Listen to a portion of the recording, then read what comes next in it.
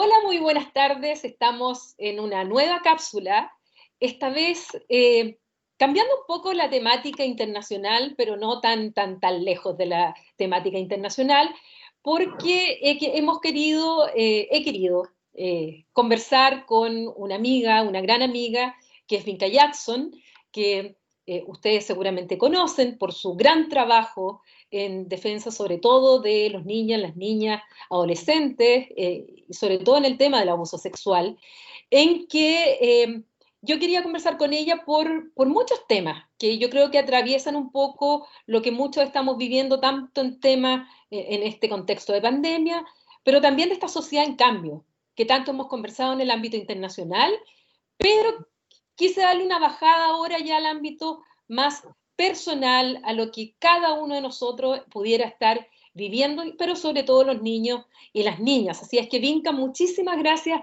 por aceptar participar de esta experiencia, estas entrevistas que sin ser periodista estoy llevando a cabo, pero más conversaciones que tratando de llevar mensajes, sobre todo a estudiantes universitarios que nos escuchan, que nos siguen y que buscan un poco también en esta formación, en el camino de formación que están teniendo en estos momentos. Así que muchas gracias, Vinca.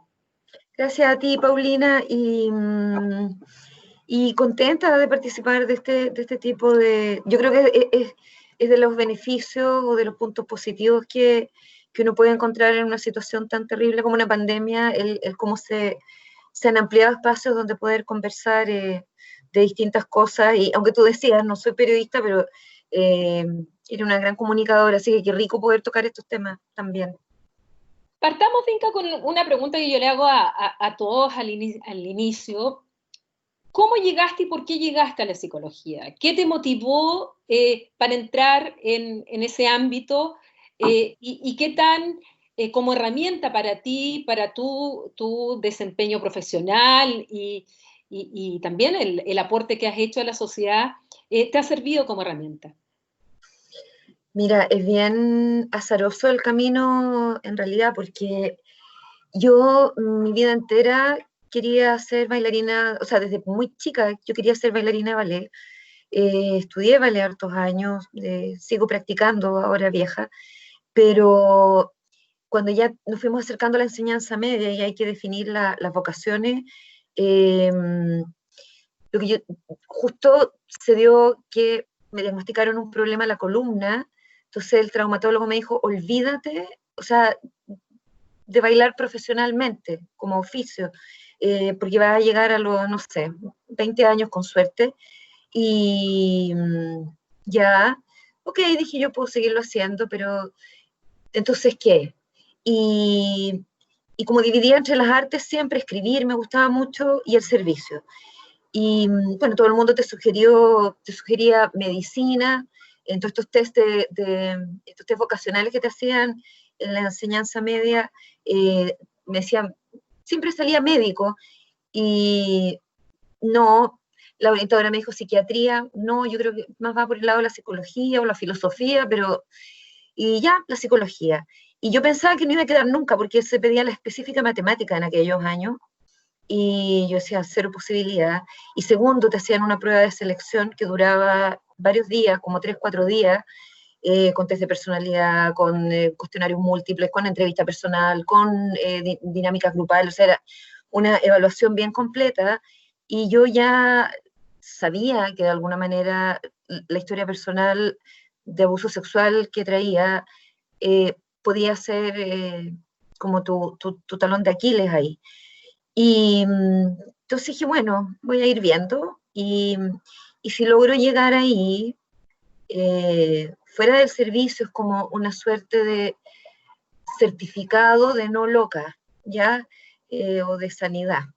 Y, y bueno, tanto esperaba no quedar, mira qué extraña a uno cuando estaba como con sensación derrotista, que cuando fui a ver los resultados, eh, porque postuló mucha gente, no sé, daba la prueba mucha gente, no sé, 3, 4 veces más que la cantidad de postulantes que en realidad iban a estudiar.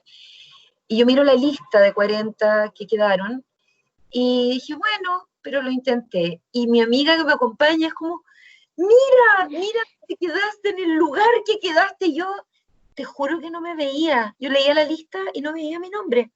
Y no, pues estaba, porque además en la entrevista personal final, que es con una psicóloga, te pregunta cosas de tu vida y todo. Entonces, bueno, yo hablé solamente de una cuestión que podía ser quizás más entendible o que estaba más como en el imaginario de ese momento en la sociedad, que era el tema del alcoholismo en la familia, no en la familia, pero el padre, él era alcohólico, y del maltrato físico, nada más. Y en algún minuto la psicóloga presiona, porque bueno, la entrevista igual era bien profunda. Y se me cayeron un par de lágrimas y curiosamente le puse un límite, le dije, es hasta aquí que yo puedo hablar, porque no estaba lista para verbalizar esa historia. Y yo dije, fregué, aquí, bueno, siguió la entrevista otro rato, me fui, dije, lo peor, esto es un desastre, por eso que no esperaba tampoco verme en la lista para nada.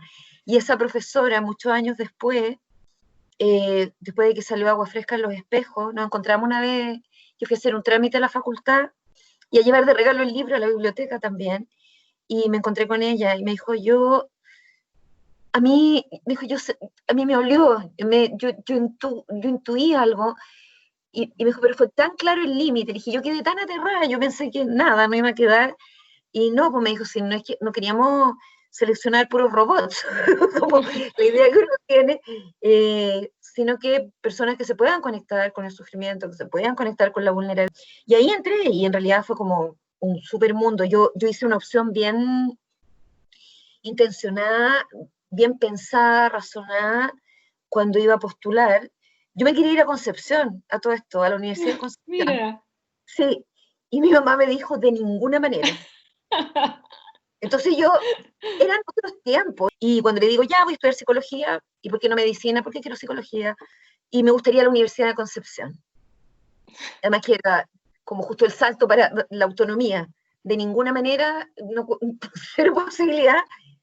Yo saqué cuenta, dije, pucha, entre que llegue allá, si no te pegaban el empujón inicial, por último, para llegar a una pensión, no tenía ni un pariente, nadie en Concepción que te pudiera recibir mientras tú empezabas a trabajar, por último, para estudiar o pagarte los estudios, o pedir un crédito, no sé. Entonces dije, bueno, Santiago, y ahí pensé, y las alternativas en ese minuto eran la Católica o la Chile, y tres universidades privadas que recién estaban partiendo.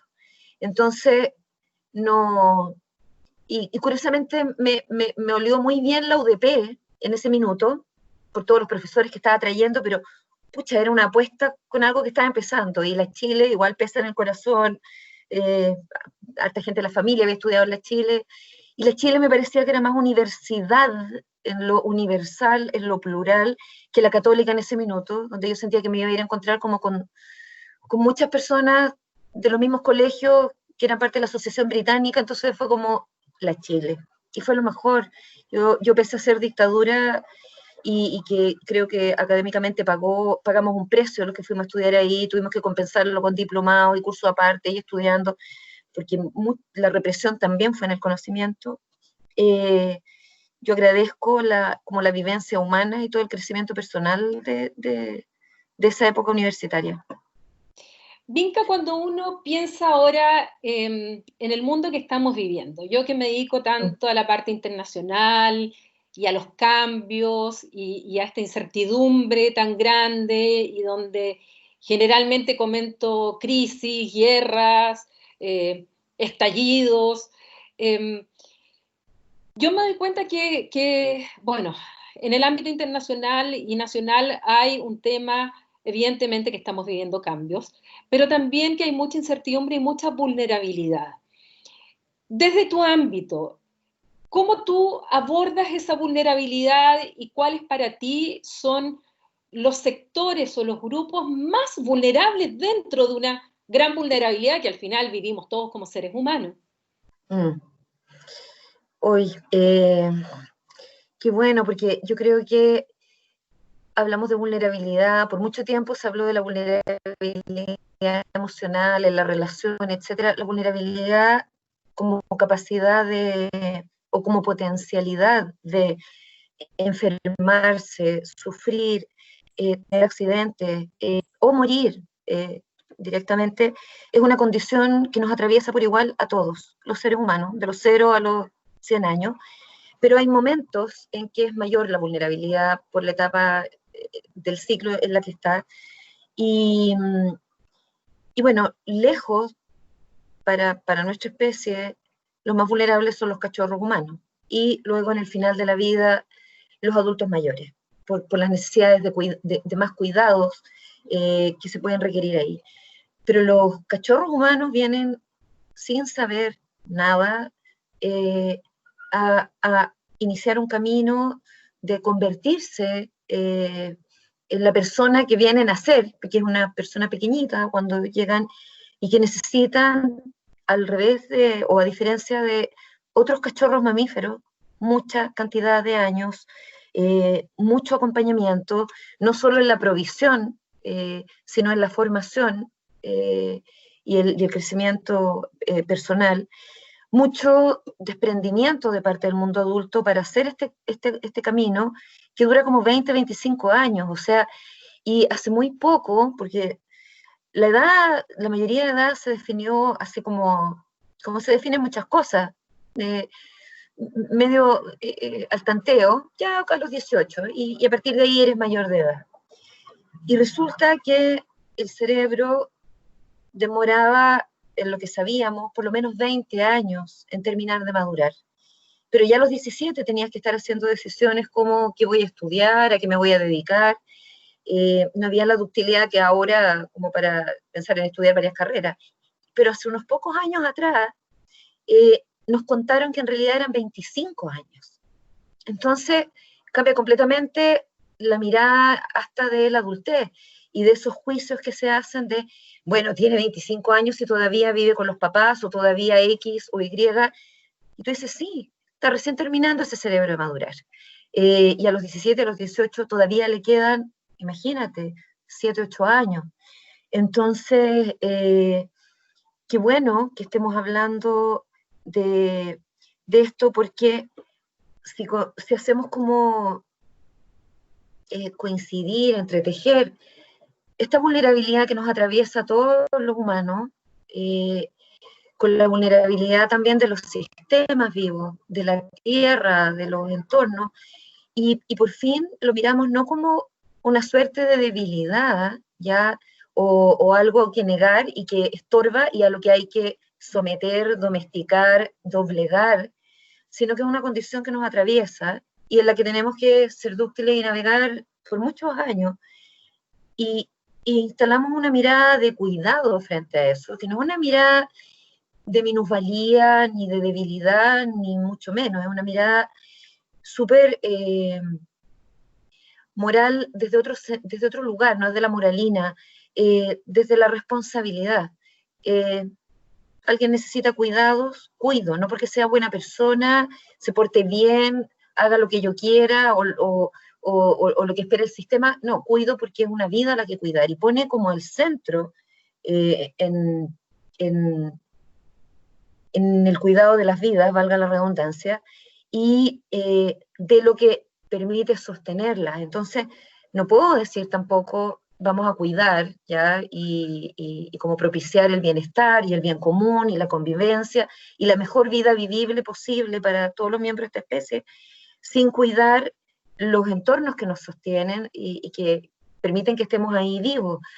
Y es la tierra, por una parte, y la cosa, como toda la naturaleza, sus seres vivos, todo, y también las construcciones o las obras o los entornos que hemos creado los humanos, la democracia, las instituciones, las ciudades. Entonces, es una mirada bien amplia en esto de cómo tengo que responder para proteger aquello que me protege y que protege los mundos que me sostienen.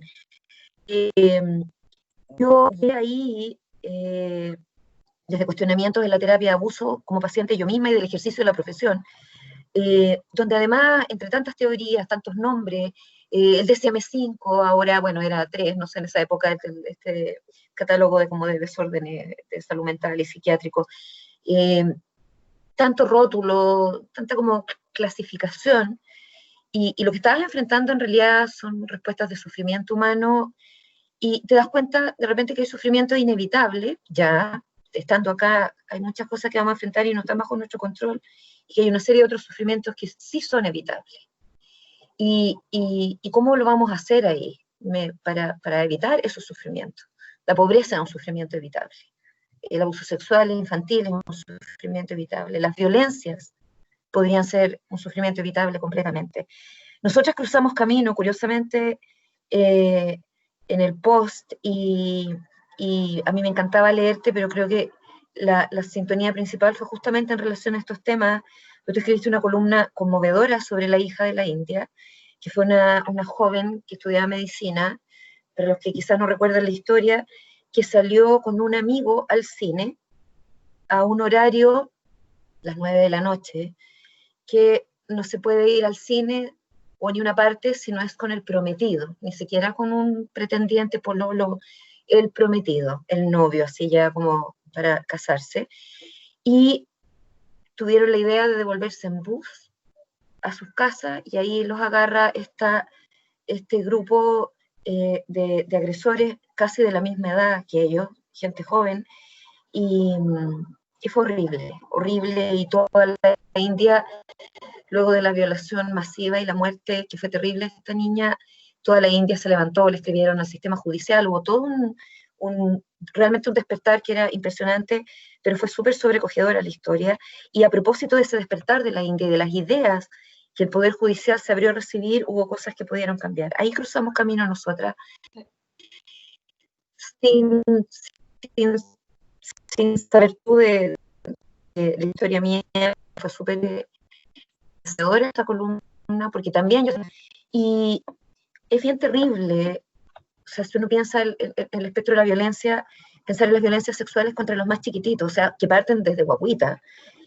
Y tú dices, ok, si trabajar en esto, aparte de ayudar a sanar, a reparar, a poder lograr que ciertas vidas vuelvan a su curso, también ayuda como sociedad a mirar, porque a lo mejor puedes querer saltarte un montón de vulnerabilidades y no verlas, y también hay una capacidad humana para resistir tanto, pero no puedes negarte a ver esto en los más chicos. A lo mejor a partir de ahí, yo pensaba así como en la cosa de la incidencia más comunitaria, a lo mejor desde el abuso sexual infantil se puede mirar no solo la fragilidad de los niños o de la especie humana o de la condición humana, sino también el tema del abuso de poder y cómo nos daña.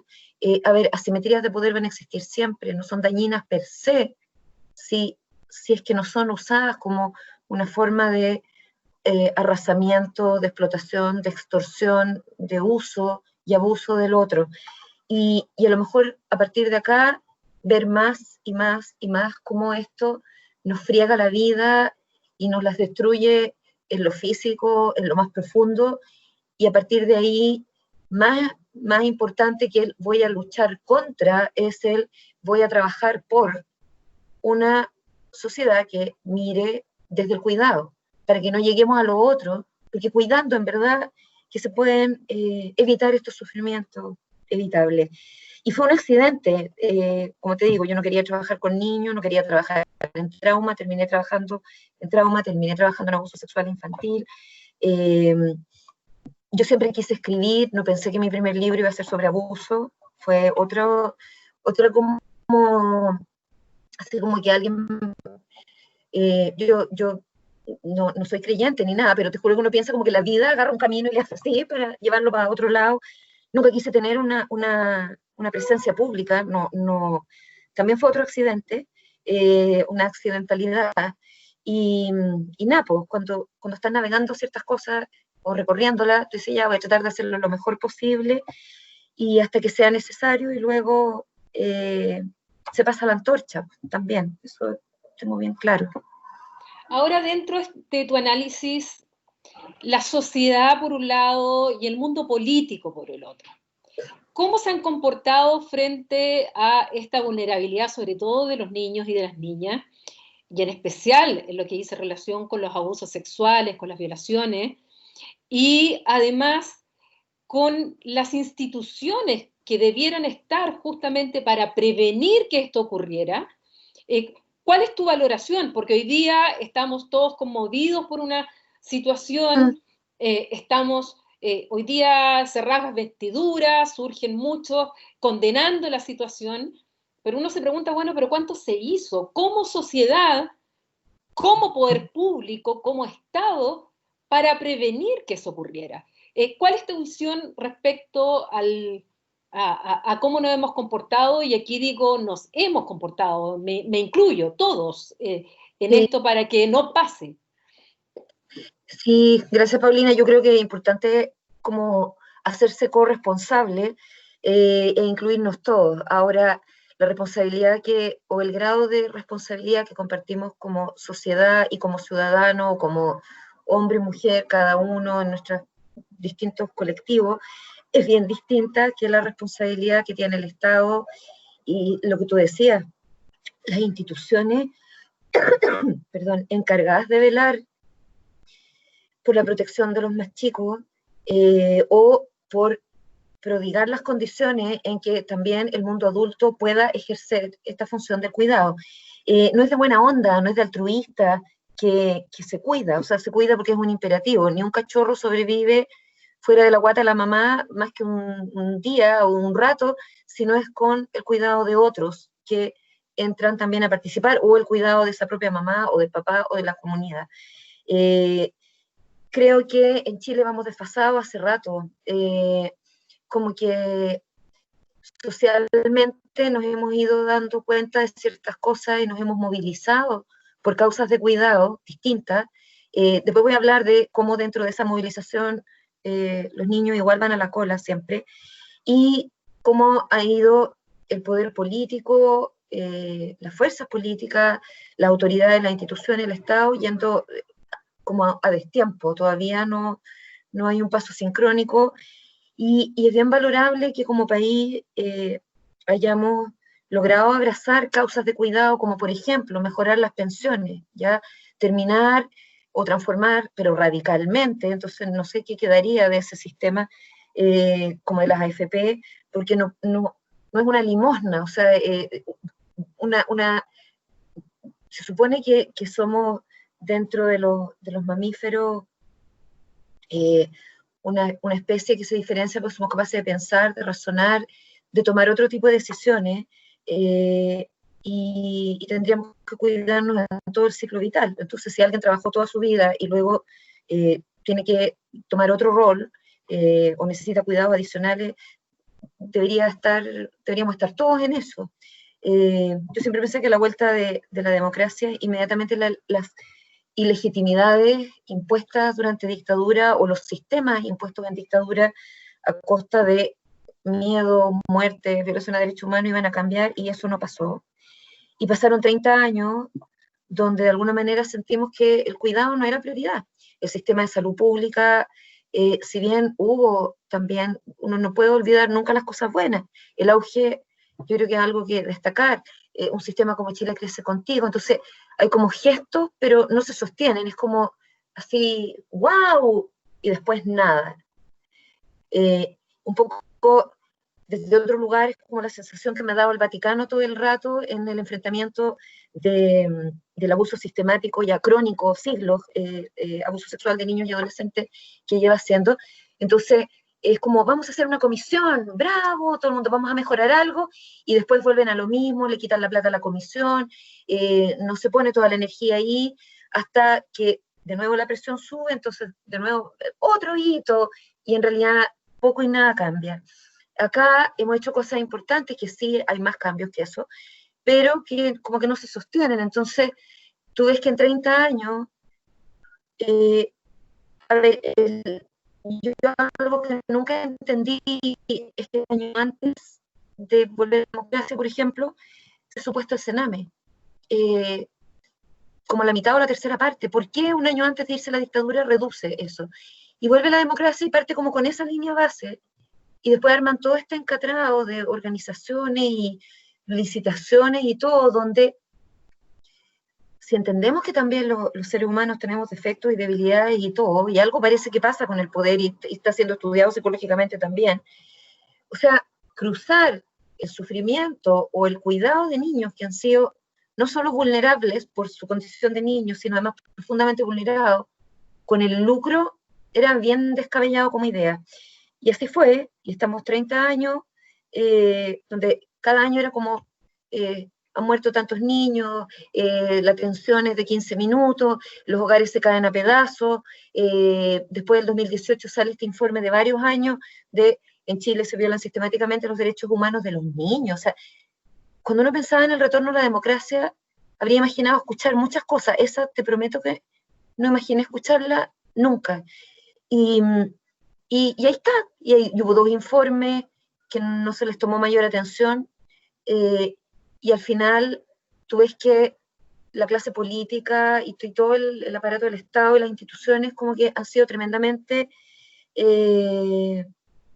poco sensibles, si no insensibles del todo, al sufrimiento humano en general y al sufrimiento de los más chicos en particular. Que hemos dejado que se nos meta, y esto es una opinión personal, pero yo siento que hay un modelo que es súper contradictorio con el sostén de la vida, con el cuidado de quien lo necesite, con el cuidado de los seres vivos todos, humanos, animales, los árboles, en fin, y, y ese sistema como la elección de Trump, que yo recuerdo haber comentado con mi profesora, con la Carol Gilligan y otros colegas, en ese momento ella, que estaban desoladas, y yo también, y tenía a mis 2 hijas también,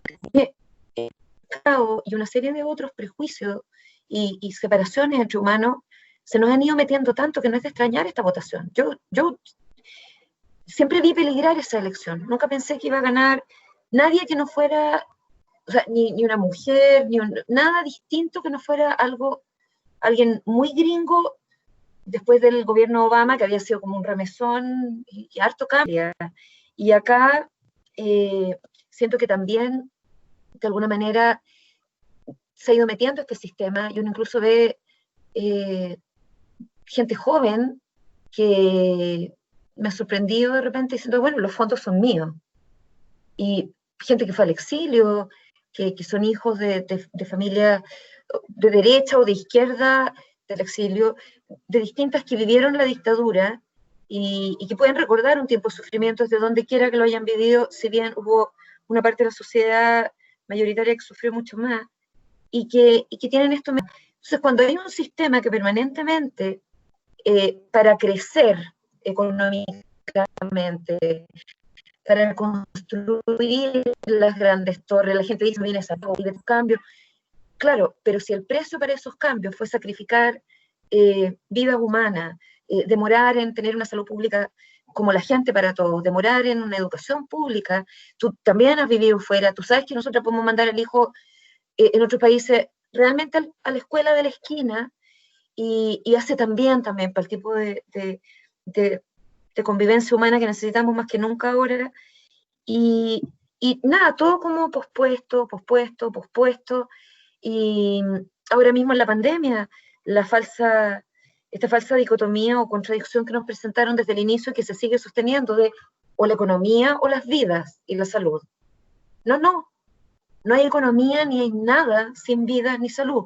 No construye ni una cuestión con zombies o con muertos, y lo digo con harto respeto y con harta indignación como emocional también, porque también hemos vivido duelos en esta familia, entonces cuando escucho todas estas tonteras, perdóname, hace como realmente la idiosía, eh, me frustro mucho. Y ahora lo mismo con las escuelas, reabramos. A ver, son niños los que van a ir, los que se pueden contagiar, como que no se ha tomado en cuenta la evidencia, pero pucha, hay que reabrirla porque así también los papás pueden trabajar tranquilos, porque así te lo plantean. Pero el sistema lo tenemos súper incorporado, entonces uno, claro, evita hacer juicios tan como cómo es posible que estén comprando en el mall y todo, y consumiendo. A ver, a mí lo que me parece descabellado es hacer cosas que te pongan en peligro tu vida, la de tus hijos, la de tu familia, la de toda la comunidad, porque al final esto irradia para todos lados, no es como, bueno, por último yo me contagio, no, puedo contagiar a un montón de otra gente. y por último mandamos a los niños al colegio porque total son resilientes y son vectores nada más de contagio, como dijo la OMS, que no se lo voy a perdonar nunca, porque ha costado mucho como desarticular esa idea. Sí, no, pero los niños también se enferman, los niños también se pueden morir, y los niños además pueden irradiar y multiplicar el contagio, contagiar a sus profesores, y los profesores a su familia, y después los niños a su familia, la familia a mucha más gente, y estamos en una situación de pic de nuevo, pero pucha, había que ir a abrir el mall y había que ir a comprar, y no es que no entienda que la economía es importante, pero me impresiona estar como viendo naves espaciales, progresos en la humanidad increíble, somos una especie súper creativa e imaginativa, y por otra parte, hablando estupideces, perdonando la expresión, locuras, así como faltas cuando las conductas lógicas en una situación catastrófica como una pandemia, que es la colaboración, y yo me encantaría preguntarte, no sé, uno se acuerda antes, había como un desastre, al tiro los países se unían por colaborar, ayudarse unos con otros, yo no he visto mucho eso. Cuando nada de eso sucede, y uno se siente más como indefenso o solamente como acurrucadito en su comunidad, también hay que pensar en formas de resistencia o desobediencia de cuidado. Si esto no cuida, no lo voy a obedecer. Como el tema de las escuelas, vamos a reabrir como sea, aunque te digan las condiciones sanitarias, sabemos que no es verdad, porque ya están abriendo los malls. Entonces uno desconfía, porque además ya ha habido tantas traiciones a la confianza que sería muy descabellado confiar así nomás. Y tú dices, no, mi desobediencia al cuidado va a ser optar por no más contagio. Creo que los estados se tienen que poner al día con esto que está pasando con nosotros, porque si no, van a continuar los estallidos, vamos a vivir muchas pérdidas para lograr lo que debió haber sido logrado por otras vías, desde el razonamiento, desde el diálogo, desde la conversación, desde el sentarme con el otro también, y no con mis puros amigos, los que piensan como yo. A mí me encanta cuando en clase de abuso va, como seminarios, van personas de otras profesiones, no las típicas, o personas que incluso no interactúan mucho con niños, porque ahí es donde tenemos que comunicar este mensaje cuidado. Eh, si hablamos con los puros amigos, no pasa nada. Yo he hecho esfuerzo como por cruzar el puente, a veces es difícil, a veces escuchas cosas que tú dices, oh, no me cabe, ya, pero no importa, a ver, veámoslo por este lado, porque por ejemplo, en materia de prevención de abuso, un factor protector es la educación sexual, ¿ya? Y de la efectividad y de las relaciones humanas. Si hay un sector de la sociedad que la mira con desconfianza, con prejuicio, lleno de equívocos, de mitos raros, de distorsiones, pero así que uno escucha y dice, pero ¿cómo? ¿De dónde salió eso? Eh, bueno, hay que despejar eso. Si voy con un palo y con un lleno de púa, ya, y un megáfono a gritarle al otro que es un, no sé, rígido, conservador, egoísta, cómplice, poco menos de todo, eh, no va a venir para acá, no va a sumarse a este esfuerzo de prevenir y de cuidar. Tengo que tratar de ir con argumentos y perseverar y buscar desde distintas preguntas a ver cuál es el centímetro cuadrado del que partimos coincidiendo para amplificar el cuidado. Si tenemos por lo menos un pedazo, ya podemos hacer crecer esa superficie. Eh, pero no vamos a llegar ni a conocer eso si es que estamos desde dos trincheras y en la mitad de las dos trincheras, en una fosa, vamos perdiendo más y más generaciones de niños. Vinca, Y y explícame lo de la colaboración, Paulina, porque en serio yo no lo entiendo. No, de bueno, la verdad, o verdad sea, es yo que te sigo y te estudio, ¿ya? Y trato de leer y todo, pero es como, ¿qué pasó? O sea, porque vimos de China un par de cosas, de otros países, pero es como la gran alianza internacional que uno esperaría para enfrentar esta tremenda catástrofe. No, no, como que no la hemos visto mucho. a ver, lo primero es que en el ámbito internacional no pasan muchas cosas muy diferentes de lo que le pasa a las personas en lo que tú vienes describiendo. Entonces, en ese sentido, los estados también, por un lado, reaccionan de manera muy nacionalista. Eh, para una coalición internacional que se moviera inmediatamente, eh, para buscar una colaboración, para encontrar la vacuna, para coordinar a los estados, lo tienen que hacer los que tienen el poder de hacerlo, es decir, los que tienen las capacidades internacionales para hacerlo. Y el único país que tiene esa capacidad hoy día en el mundo y que lo ha demostrado en varias situaciones anteriores es Estados Unidos. Y resulta que Estados Unidos tiene el liderazgo que tiene y que al final, en vez de cumplir el rol que Estados Unidos debería cumplir, está cumpliendo el anti-rol. O sea, ni para qué entrar en detalles de lo que ha significado la gestión nefasta del presidente Trump, tanto a nivel interno como internacional. Entonces, aquel que tiene la capacidad de poder, porque es la superpotencia, no quiere ejercer ese liderazgo. Los otros, que aunque tengan la voluntad de hacerlo, muchas veces no tienen la capacidad de hacerlo. Entonces, claro, por un lado te encuentras a China, pero China no tiene la capacidad de movilización que tiene los Estados Unidos, y por otro lado también China tiene esa gran limitación, que el virus nace en China y que hay muchas dudas también respecto a la información que entregó en su momento, a la información que le entregó a la OMS, y que lo que hicieron los estados empezaron a rascarse con sus propias uñas, a defender cada uno sus nacionales, a cerrar fronteras, incluso en Europa, que hay mucha mayor coordinación e integración. Justo estas materias, no es la Unión Europea quien tiene la competencia, son los Estados-nación. Todo lo que tiene que ver con salud y fronteras no es una materia que los estados le hayan entregado a la Unión, son los estados. Entonces, ¿qué hicieron los estados? Empezaron a cerrar fronteras descoordinadamente, sin avisarle al otro, a adoptar medidas sanitarias o estrategias que son muy distintas. La estrategia sueca es muy distinta a la estrategia que adopta Austria o que adopta Alemania o la que adopta España. Entonces, imagínate que ahí donde incluso están más coordinados y unidos por distintos factores, no lograron coordinarse inicialmente, sí lo hicieron después. O sea, cuando hubo que poner plata, que eso sí le corresponde a la Unión Europea, sí lo están haciendo. Y se han movido bastante rápido en relación al pasado. Pero en el ámbito regional, América Latina totalmente fraccionada, dividida, las coordinaciones han sido muy pocas. Lo mismo pasa en África, en Asia. Entonces, finalmente lo que ocurre a nivel internacional no es muy distinto a lo que nos ocurre a nosotros como ser humano. Nos da miedo, no estábamos preparados para una pandemia de este tipo, entramos en pánico y ante el pánico es la protección, es la seguridad, es poner fronteras, poner muros, cortar. Y lo que uno esperaría ahora en esta etapa es que ahora venga de verdad alguna forma de articulación de los estados para que empecemos a cooperar, porque claramente se trata de fenómenos que no vamos a encontrar respuestas solos. O sea, si Chile pretende enfrentar la pandemia solo, está perdido.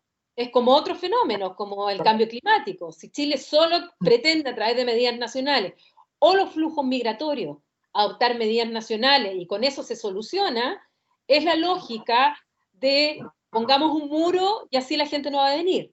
No, como dicen colegas, mientras más alto tu muro, más alta mi escalera, porque la gente lo va a tratar de todas maneras cruzar ese muro. Entonces pasa mucho eso. La gobernanza internacional ya venía en crisis, se vino a reforzar con la llegada del presidente de los Estados Unidos, que ha venido a atacar ciertos cimientos del orden post Segunda Guerra Mundial, que había sido creado por los propios Estados Unidos, ha venido a atacar a las instituciones internacionales, a quitarle financiamiento, a tener otra lógica, que evidentemente eso afecta al sistema internacional. Entonces, mucho de eso ha pasado. Hay que ver ahora, bueno, la Unión Europea está tratando de dar una respuesta ahora, pusieron sobre la mesa billones de euros en un esfuerzo a 27 que tuvieron que negociar y ceder y poner el dinero, y lo lograron.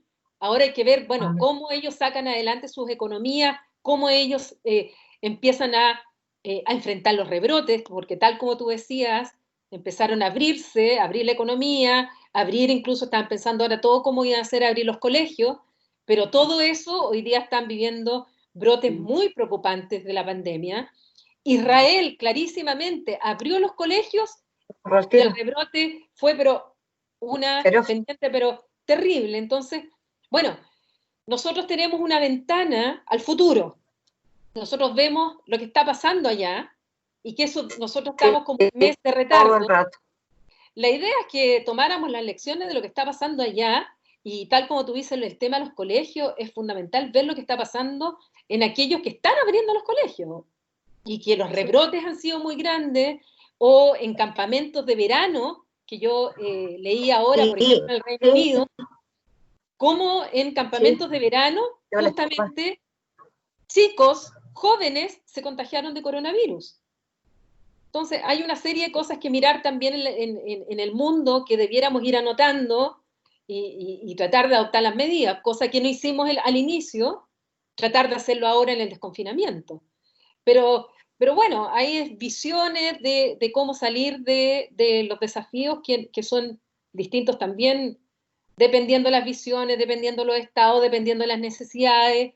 América Latina, por la pobreza que tiene, por el gran trabajo informal que hay, no es llegar y encuarentenar a la población, porque hay mucha gente que si no recibe directamente transferencias directas de dinero del Estado, esas personas no tienen con qué comer. O sea, tienen que salir todos los días, porque si no salen a vender sus productos o el mercado informal que tienen, bueno, sencillamente no tienen dinero para comprar nada, ni que echarle a la olla, ni mantener a la familia. Entonces también estamos en condiciones muy diferentes a países nórdicos que pueden cuarentenarse y directamente el Estado les inyecta y ni les pregunta cuánto ganan, les inyecta directamente a sus cuentas el dinero necesario para que estén viviendo la cuarentena efectiva. Bueno, nosotros no tenemos esa realidad. Entonces, es muy complejo el No, panorama. y cuando se pudo, no se hizo. Yo recuerdo al comienzo, marzo, abril, cuando exministros de Hacienda como Andrés Velasco también dijeron hay que tirar la casa por la ventana. Ahora es el minuto, así, ahora. El tema es como el siguiente razonamiento. Yo creo que si uno viera que ha habido toda la energía puesta en salvar vidas, en escuchar lo que tú decías, vamos con un mes de retraso, nos están contando lo que pasa en el futuro. Tenemos científicos y profesionales y gente brillante en este país también, que incluso luego de un estallido como el que veníamos viviendo, que estaba solo como en una suerte de pausa,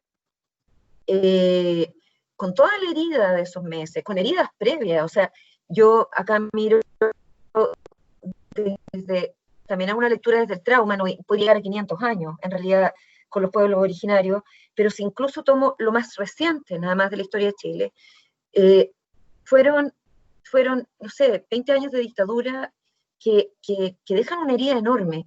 Luego tienes 30 años de democracia que incluso en muchos sentidos duelen más cuando se siente que hay abandonos de cuidado de parte de quienes menos los esperaban o de quienes habían hecho una suerte de promesa de cuidar. Ya te lo estoy planteando, o sea, como incluso en el abuso sexual infantil o en el maltrato infantil o en el maltrato de un extraño, cala y hiere y desgarra el psiquismo internamente de una forma distinta a la que de alguien en quien se tenía todo el afecto puesto o las expectativas. Entonces, los 30 años estalla esto, o sea, tenemos el estallido, otro trauma más, el trauma además ahora de la pandemia, y uno pensaría que en realidad daba como para haber puesto más compasiones también en esto, más apoyos oportunos. Había una oportunidad magnífica, por terrible que fuera la situación, de que un gobierno hubiera dicho, viene la relación cívica destrozada, por lo menos no destrozarla más. Hagámoslo de tal manera que, como un poco como lo hizo la Jacinda Ardern, no puedo pronunciarlo bien, o la Angela Merkel, líderes que fue como, somos todos en esto, y uno sabe que una pandemia trae peligro, y sabes que te puedes morir si te contagias y te lo agarras mal, y tratas de de estar relativamente sano, no porque pienses que vas a ser completamente inmune, sino que por último, si llega el contagio, que no te dé tan terrible.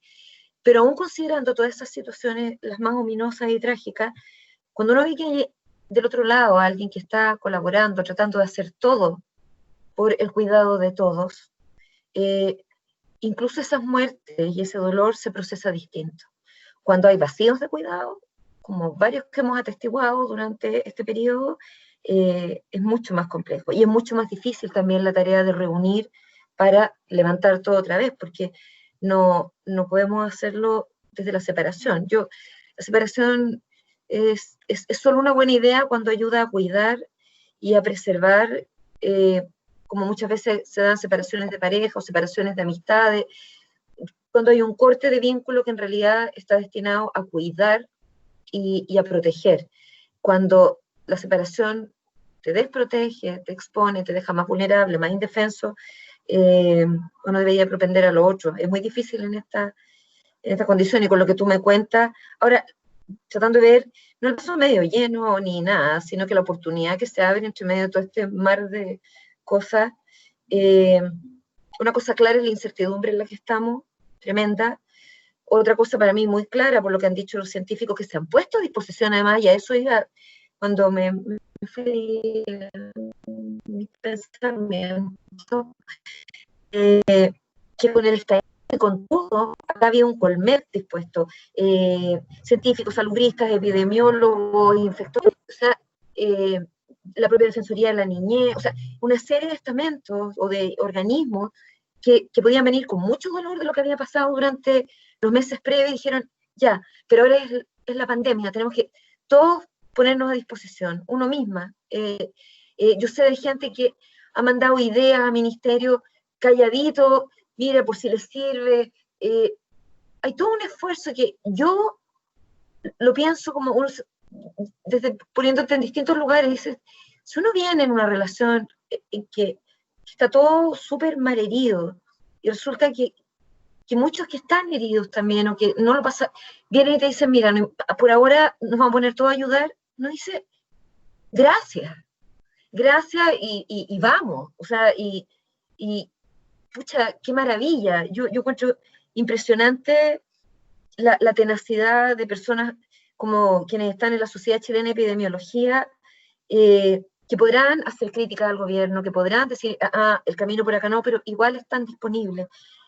Acá nos han tratado de engatusar y confundir con esta idea de que si tú observas la realidad como es o haces una crítica negativa, loca, oposicionista, yo creo que esta cuestión no es partidista, es, a ver, salvemos las vidas, protejamos primero, cortemos la cadena de contagio y aprendamos a vivir dentro de un escenario en que nos están diciendo por todos lados que tiene para rato, y no solo esta, no es la última pandemia que vamos a vivir. Cosa que una noticia que primero te dan ganas como de meterte así como los suricatas, o en un refugio y decir, no quiero, y luego dice, ya, ok, esto es, qué pena lo que le toca a las generaciones más chicas, yo encuentro que, en fin, pero ¿cómo lo hacemos entonces? Se haber a lo mejor periodos de menos en que podamos, por ejemplo, hacer clases presenciales, pero de repente sube y sabemos al tiro que si sube X, no vamos a esperar a que suba a 1000, ya, volvemos al aula digital, nos reorganizamos socialmente. Yo habría pensado que estos meses de pandemia eran también para un poco pensar en eso y empezar a prepararse, por ejemplo, en salud mental, con recursos comunitarios activados para la post-pandemia, no solo para durante, que se han estado movilizando, y no, porque es una realidad que nos va a seguir acompañando. Entonces, no sé, como que ojalá no desperdicien las oportunidades que se están abriendo, no se siga desconfiando de los científicos ni de los profesores. O sea, los profesores son los primeros en decirte, si no has estado en el aula, yo también he hecho clases en el aula, no con universitarios, con niños chicos, y uno sabe que las cosas que están diciendo son completamente irrealistas. Entonces, los expertos en educación son los docentes, los expertos en la pandemia, los virus y todo, ya, los científicos. Tengo todas estas personas, voy a hacer caso, voy a escuchar, voy a integrar toda esta información, no para utilizarlos para la foto, de relaciones públicas, sino para realmente construir un plan de lo que sigue, no solo para mis amigos, no solo para los 18 millones de seres humanos que vivimos aquí, de los cuales más de 4 millones son niños, niñas y adolescentes. Es como el 20%, un poco más, de nuestra población. Yo creo que todos tenemos cruces en nuestras vidas con niños, sino hijos, sobrinos, nietos, alumnos, y de todas las familias, de derecha, de izquierda, ateas, creyentes, fuerzas armadas, civiles, bomberos. Uno aprende eso también. Jamás se te ocurriría, a ti tampoco como abogada, a mí como psicóloga de trabajo en salud, a nadie le negaría apoyo a alguien en base en qué Dios cree o, no sé cuál es su postura política, cuando llega con un pedido de auxilio un niño, por ejemplo. Y yo creo que ese espíritu falta recordarlo, o sea, como detengámonos un poco. Claro que hay heridas, claro que hay rencores, incluso cuestiones incurables, inmitigables, pero ¿cómo lo hacemos en este minuto con toda esta otra información para salvar y proteger la mayor cantidad de vidas posible ahora y prepararnos para este escenario extraño que ni siquiera yo me lo logro imaginar bien? Y si cierro los ojos y me imagino estas películas modernas, me da terror. Entonces prefiero imaginármelo, o sea, como una cuestión enorme, y todos con burbujas, poco, o sea, no. Pero está ahí al lado, es 2, 3 años. Entonces, ¿cómo nos armamos de esa ductilidad donde podamos cuidarnos unos a otros, unos con otros, sin que haya que llegar a decisiones crueles o eugenésicas, horrorosas, como las que de repente uno ve como, bueno, si hay que sacrificar a alguna gente? Yo he escuchado eso también en líderes norteamericanos, así es nomás. No, yo quiero dar la pelea, prefiero perderla haciendo el esfuerzo que perderla así como no pienso, y desistiendo por pura indolencia. Yo quiero hacerte una pregunta con todo este contexto del cual hablamos, que es muy complejo, y sobre todo en este Chile que ya venía, tal como tú lo has señalado, de un estallido, que queda en pausa y que, bueno, y nos toma esta pandemia que toma el mundo, en definitiva, y que nos transforma nuestras vidas. Porque hoy día ya no estamos con la forma de vida que teníamos antes de la pandemia. Mi pregunta es como mamá, ¿cómo? Porque no tengo muchas veces, hasta a mí se me escapa, porque no tengo las herramientas, además tengo un hijo único, entonces no tengo ni siquiera las herramientas previas para criar un hijo en un ambiente en el cual existen estas complejidades que se suman a las propias de la vulnerabilidad humana. Más encima el mío me escucha mucho hablar de, bueno, El mundo. del mundo, de los terremotos, de los atentados, de cuánta cosa, y claro, tiene antenas y también, incluso para su edad, razona con cosas que me escucha y que no debiera. ¿Cómo lo tenemos que hacer los padres, las madres, frente a esta crianza de estos niños, de estas niñas, incluso de los adolescentes, en este contexto tan complejo? ¿En qué nos tenemos que preocupar? ¿Qué tenemos que poner atención? ¿Qué tenemos que estar atentos y con las antenas muy puestas, pero sin ser invasivos al mismo tiempo? O sea, no dirigirle la vida tampoco a quienes se están formando. De verdad que te hago esta pregunta porque no, seamos invasivos nomás, no. en un mundo tan complejo, criar hijos hoy día es súper, es mucho más complejo. Es mucho más, y no es la típica como de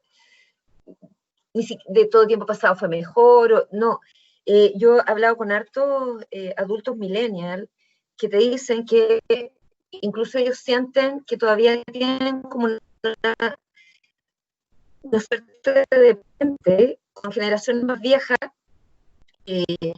porque hay puntos de intersección. O sea, la generación mía, los computadores como que aparecieron, no sé, mediados de los 80 en el escenario de algunos colegios, de las universidades, pero así uno o dos que tú te anotabas con hora para ir a usarlo, y recién como a los 25 años, yo me acuerdo que ya había computadores para todos en el trabajo, ponte tú, y no solo para algunos cargos.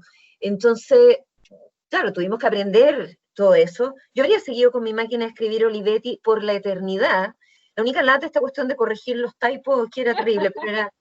Y bueno, entonces, y esto, me decían estos mismos adultos millennials y más jóvenes, eh, pero con los Z o la generación que sigue, justamente la de nuestros hijos eh, únicos, la mía, aunque tiene una hermana, es como única, la más chica, eh, es otro escenario. O sea, realmente, eh, qué difícil, incluso los millennials que ya tuvieron como varios cambios generacionales, ya nacieron con Facebook o crecieron con Facebook más bien, etcétera, ven a los Z, ya no era vamos contra el tiempo en la crisis ecológica, ya está completamente aquí. O sea, cada verano, cada invierno, en todo lugar, no sé, cada semana está claro que hay de repente especies que se descubren, pero no es que hay nuevas, me imagino, no sé, pero sí sabemos de las que se van extinguiendo.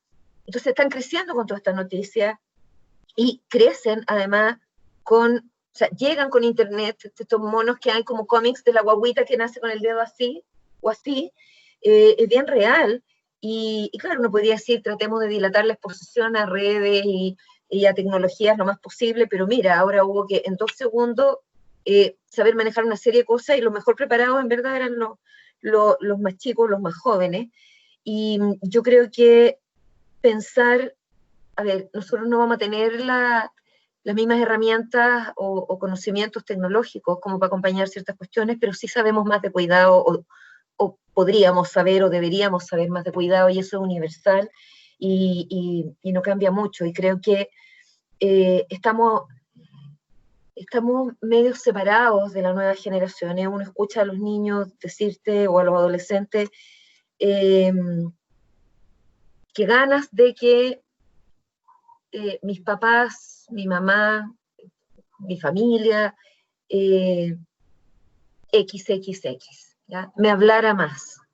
Eh, llamaran cuando iban al colegio y caminaban solitos, se iban en metro o en micro, me llamaran para saber que llegué bien.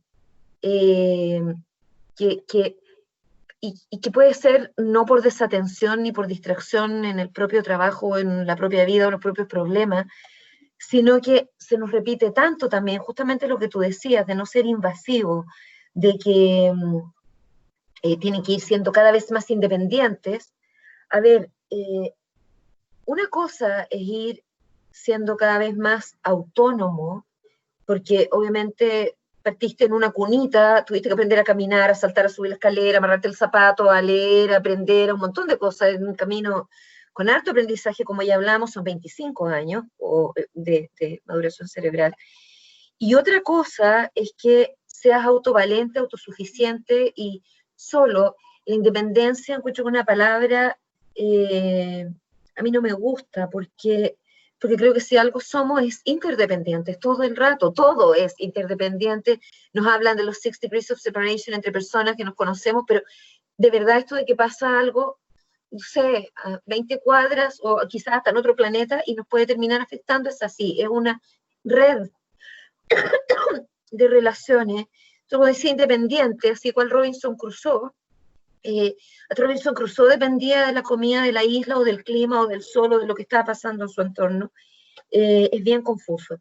Y se tiende a dejar como bastante solo a los adolescentes porque la autonomía y, y el camino es de autonomías progresivas, de progresiones en todo, o sea, para todo cachorro mamífero y los humanos también, es de autonomías que otros las logran más rápido, que van progresando, y también de responsabilización progresiva. O sea, no es solo aprendo a hacer ciertas cosas, es aprendo a convivir con un ambiente, con otros seres humanos, con mis afectos, con una serie de cuestiones más. Entonces, autonomía, responsabilidad y cómo, no sé, uno llega a veces hasta los 40 y está aprendiendo todavía cosas, y los 50 también.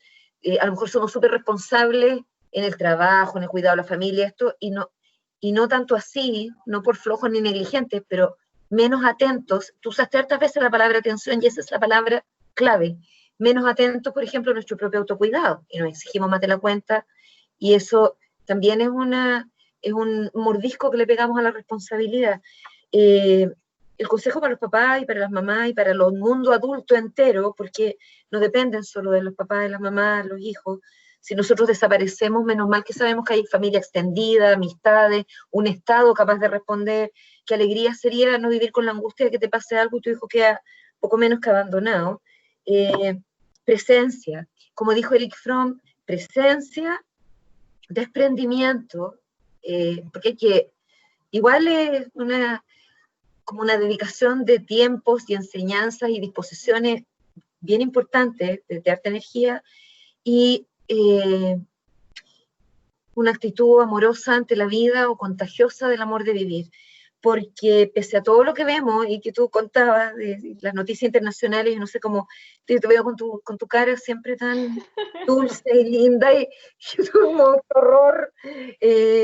Bueno, mi hija también van entendiendo más, sabe que la mamá trabaja en trauma, o sea, que tiene que ver con la violencia sexual, o sea, son contenidos difíciles, y uno siempre les ha dicho, sí, hay N dolor en el mundo, y hay horror, y hay injusticia, y hay muchas cosas que tenemos que mejorar, eh, y hay gente que hace cosas atroces, lo que dice Judith Herman, especialista en trauma, lo inenarrable.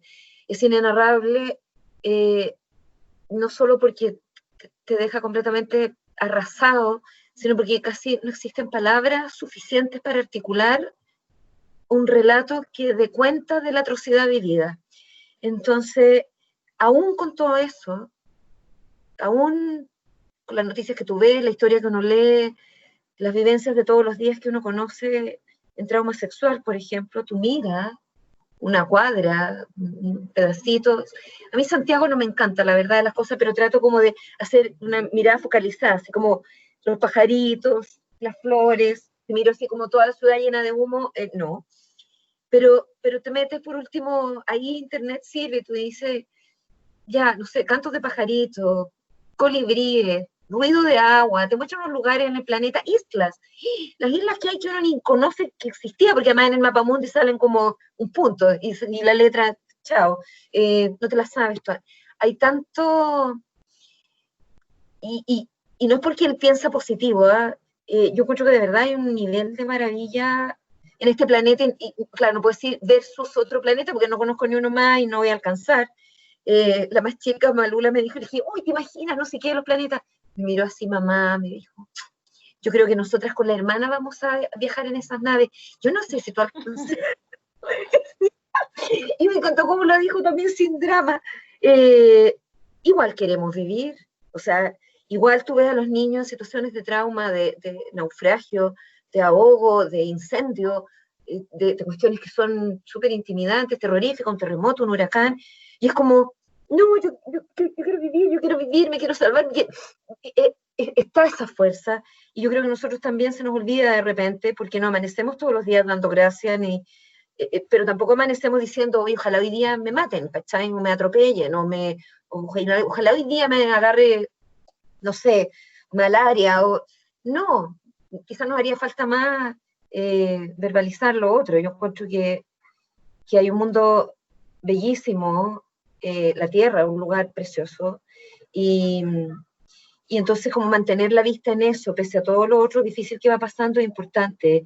Y como alguien decía, hay que entrenar quizá a los más chicos mandándolos a camping de sobrevivencia en el bosque y aprender de plantitas medicinales y un montón de recursos que van a ser necesarios. Pero yo creo que vuelvo a la ductilidad y me sumo a tu atención. La Mary Oliver dijo de la atención que era un acto de devoción casi. Yo es lo más sagrado que creo que puedo llegar como en experiencia. Eh, y la atención a cada etapa, uno pone mucha atención con las guaguitas, con los más chicos, que no les pase nada, no sé. No, eso es hasta que pueden cuidar y decidir más sobre su vida, y aún así vamos a seguir atentos. La atención con el cuidado y el poder transmitirles quizá que esta cuestión es una danza entre sí, cuestiones muy frágiles, y la resiliencia o como esta cosa que decía Fromm del amor por el vivir y del ya, me paro acá y veo cómo le hago, y me adapto, y no por nada hemos sobrevivido cuánto cataclismo como especie hemos llegado hasta acá. Y uno de repente lee la historia universal, yo me siento como tú con las noticias del mundo, yo selecciono las del mundo, tú no puedes porque es tu campo de trabajo, pero uno de repente leyendo los libros de historia universal era como, ¡oh! No, ¿cómo hemos llegado acá? Y, y bueno, aquí queremos estar todavía y queremos que la tierra no se nos caiga a pedazos y queremos que, que, que los entornos o los ecosistemas puedan vivir y queremos que haya agua para todos y que no, ¿cómo va a ser el agua un bien privado? ¿Te cacháis el nivel de locura al que hemos llegado de repente? Tenemos que, yo creo, recobrar esas corduras y la generación nueva, llamada Z o como sean los que siguen, que se llamen Alfa, etcétera, yo creo que nos ponen esa cordura enfrente. Cuando tú hablabas de Bolivia y una vez escuchándote con la Mimi chiquitita, y le digo, uy, yo conozco a mi amiga, así como, y mira todo, ¿y por qué están peleando por qué? No, lo que pasa, le trato de explicar un poquitito, pasa que del mar aquí, pero ¿qué es esto? O sea, chica, no sé, kinder primero, pero si el agua es de la tierra, ¿no saben ustedes eso? Si en realidad el agua es de la tierra, no es de ustedes, o sea, ¿qué es esto? Estarse peleando si entran, no entran, ¿y por qué no puede entrar el otro si necesita salir al mar, si es de la tierra? Y bueno, no porque mi hija sea ni un genio, o sea, es exquisita, yo la adoro, encuentro la más maravillosa del mundo, pero me encuentro con esas respuestas de niños todo el tiempo. ¿Qué es esto? O sea, ¿por qué ustedes actúan así? Creo que esa cordura, junto con lo que nosotros le podemos informar, lo que tú decías, van un medio adelante. Nosotros, ¿cuántos años vamos adelante de ellos? Para dar algunas confianzas y decir, bueno, la especie humana ha avanzado, ha creado, estimular las imaginaciones, o sea, de que a lo mejor de un palito y un papelito podemos realmente armar algo y que mientras estemos juntos, eso sí, tenemos hartas más posibilidades de estar bien. Y yo creo que eso es bien importante porque es como entre el trauma y la indefensión. Yo voy a vivir más trauma y voy a registrar una herida mayor mientras más indefensa sea la experiencia eh, que viva. Y la sensación, además, agregada a esa indefensión real, además una sensación amplificada de indefensión, de que no hay nadie a quien recurrir, a nadie a quien pedirle auxilio. Es traumático lo que estamos viviendo, pero podemos nosotros ayudar a tramitar esta sensación de indefensión. Es decir, mira, aquí está la comunidad. Cuando escuchamos hambre, ¿ya? Y los niños escucharon también, y vivieron, es decir, como, ¿qué pasó? Y otros niños van a estar, o sea, desde distintos lugares, y es como, a ver, nosotros vivimos una recesión, ¿ya? Y escuchan recesión, y no va a haber trabajo, y se va a caer todo a pedazos. Entonces, claro, nos dice, sí, la vivimos, fue súper duro, pero claro, solo va a ser mucho más duro. Si nos juntamos y hay ollas comunes, y si no, yo me acuerdo también, si en la población había una olla común, en el blog o en el edificio había otro tipo de organización dentro de esa comunidad, y así, y en la ruralidad había otra, y en la ciudad con todo concentrado había otra, porque de alguna manera había que empezar a ayudarse. Lo vemos en los terremotos también, que rápidamente lo vimos, y fue terrible, y ojalá la gente pudiera ver ese documental, no para hacerla sufrir, pero eh, es como todo lo que uno querría registrar para entender qué significan las vivencias de trauma en el ser humano, de lo que pasó en Francia. ¿Te acuerdas cuando fueron todos estos atentados concertados en todo un radio y terminan en el Bataclan? Y, y bueno, sobrevivientes de la última parte, que es la del teatro, que fue terrible, dicen que cuando ellos salen, o sea, así pero en estupor y como que hubiera bajado gente de los edificios cercanos, no sé cómo será ese barrio ya, pero se veían edificios bien bonitos, mantenidos y otros más viejos y más como así un poco raídos, pero bajó gente de todos lados con sus frazadas, polars, chalecos, polerones, me imagino que hacía frío y además para abrigar porque te da un tiritón con el terror y que veían bajar a todos estos vecinos con frazadas y que tapaban y se sentaban contigo al lado a escucharte nomás llorar o ni siquiera a tocarte porque estás con todo el tiritón, entonces como te si quieres me tomas la mano. Eso es lo importante, creo yo, también de transmitir. Eso somos nosotros también. Somos esas pocas personas que hicieron un atentado terrible que tenía 5 etapas de bombardeo, terminando en un teatro, o sea, horror, y que tiene, que no sé, cuántos infiernos en la cabeza para llegar a hacer algo así. Pero tienes a toda esta otra gente, a los policías que llegaron solo, 3 policías sin más que su chaleco y entraron al teatro antes que llegaran como los grandes, los SWAT y la gente que bajó con las frazadas, la gente que se preocupó de los otros, los que andaban llamando por teléfono a los familiares del que estaba ahí porque era incapaz de hablar. Eso somos también en estas situaciones. La pandemia nos está remeciendo en harto y mientras esté la comunidad, todavía podemos decirle a nuestros hijos, mira, de alguna manera vamos a salir adelante, pero juntos salimos mejor adelante que separados, cada uno por su lado, menos un niño solo o un adulto solo. Por eso las redes sociales creo que han sido tan importantes, a pesar de todo lo malo que se vive ahí también, y pucha, cuidémosla, porque si no se va a terminar como muriendo ese jardín.